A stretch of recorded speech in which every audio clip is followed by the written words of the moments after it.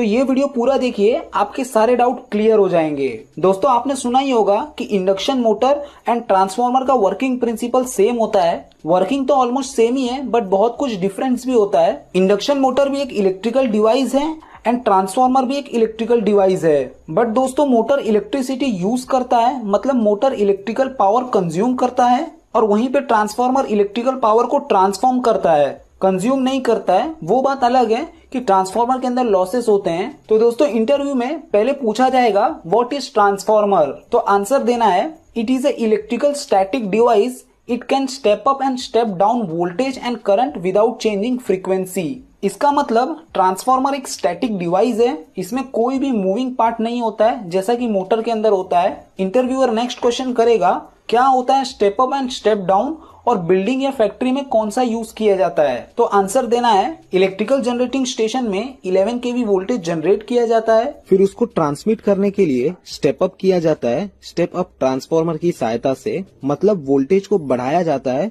11 kV से 220 kV तक या उससे भी ज्यादा। तो वहां पे हम लोग स्टेप अप ट्रांसफार्मर का यूज करते हैं। फिर उसको सब स्टेशन की सहायता से स्टेप डाउन करते करते हमारे फैक्ट्री या बिल्डिंग तक 11 kV या तो 33 kV में दिया जाता है। दोस्तों हमारी बिल्डिंग या फैक्ट्री में स्टेप डाउन ट्रांसफार्मर लगा होता है जो कि वोल्टेज को स्टेप डाउन करता है 11 kV टू 415 वोल्ट। जैसे ही आपका आंसर खत्म होगा, इंटरव्यूअर पूछेगा फ्रीक्वेंसी कितनी चेंज होती है स्टेप डाउन करते टाइम पर, तो आपको आंसर देना है सर ट्रांसफार्मर फ्रीक्वेंसी नहीं चेंज करता है, हमारे इंडिया की फ्रीक्वेंसी फिक्स्ड है 50 हर्ट्ज। दोस्तों तो भी इंटरव्यूअर बोलेगा वोल्टेज इतना चेंज हो रहा है तो थोड़ा बहुत तो फ्रीक्वेंसी चेंज होनी चाहिए ना, तो आपको बोलना है नो सर ट्रांसफार्मर फ्रीक्वेंसी नहीं चेंज करता है। नेक्स्ट क्वेश्चन इंटरव्यूअर पूछेगा डिस्ट्रीब्यूशन ट्रांसफार्मर में HT साइड में एंड LT साइड में कौन सा ब्रेकर यूज किया जाता है, मतलब कौन सा सर्किट ब्रेकर यूज किया जाता है। दोस्तों इसका आंसर देना है HT साइड मतलब 11 kV साइड में